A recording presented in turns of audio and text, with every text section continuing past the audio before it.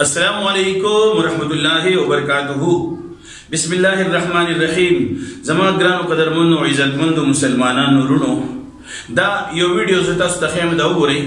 دا ګل چاهت چې اوس امیر محمد معاویه شو، محمد معاویه دا ملګری د دې ویډیو شوقین دی او دا ملګری چې کوم سره ملاویږي دا هم خواجه سره دي او دوی هم په تبلیغ کې وختونه ولګول.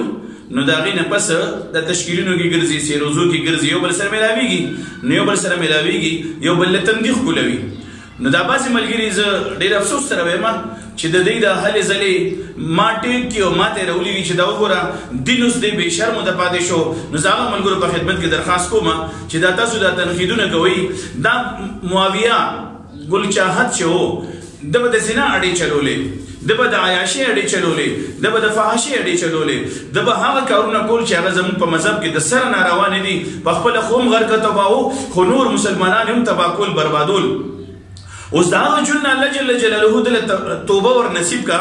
دی خو راغلو تبلیغي حضرات پسې راغلو، علما پسې راغلو، دینداري طبقې پسې راغلو. نو هغه انتهایی خطرناک او ګنده او فحش او غلط عادتونه پرېښول، د هغې نه توبه کا. اوس دا معمولي غوندې دا دنه دا عیب پکې وایي، عیب ورته ویلی شي چې دا ویډیو کوي او دا میلاویږي ملګرو سره او ټیک ټاک یې کوي. زه ستاسو په خدمت کې درخواست کوم چې دا ولې تاسو په قهر او غضب باندې اورېدلی شوي چې دین بې شرمو ته پاتې شو، دین داسې خلکو ته پاتې شو. دا ولې تاسو داسې کار کوئ؟ دا ولې دا خلک د دین نه متنفر کوئ او واپس یې خپل فیډ ته لیږئ؟ تاسو نه زه بچ پاتې نه شوم او دا بعضې ملګري دي دا 10-12 کاله زه خو هم تنګ کړی وم، خو زه د دې علماء کرامو نه شم او بیا د هغو علماء کرامو نه چې الله جل جلاله ورله په صحیح پیمانه باندې علم رباني ور نصیب کړی دی، زه ځان سره وچلولم.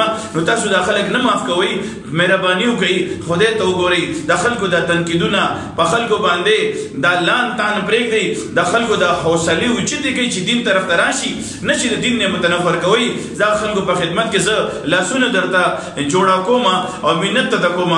دا کم خلک چې په دې تنقیدونو باندې راغلي دي او د دې دینداري طبقې دا معمولي پوینټونه نوټ کوي او عوامو ته ورمخامخ کوي.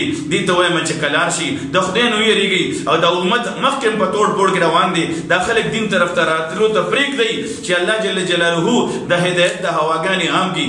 او زما په دې خبرو باندې که چاته دوک رسېدلی وي زه ترې معافي غواړم، خو ډېر زیات زه تنګ کم دی بعضې ملګرو ما ټیک کي او ما ته ویډیو راولېږي چې دا دین اوس داسې بې شرمه ته پاتې شو.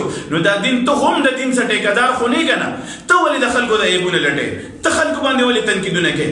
ته ځان ته مسلمان وې، د مسلمانانو عیبونه لټول دا ښه کار دی؟ بل باندې تنقید کول او د بل چغلي کول او د بل غیبت کول که دا ښه کار وي، نو زه تا ته سلام کوم ستا د دیندارۍ ته او ستا د ښه سوچ ته.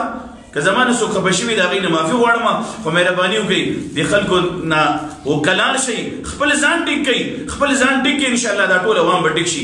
السلام علیکم ورحمۃ اللہ وبرکاتہ.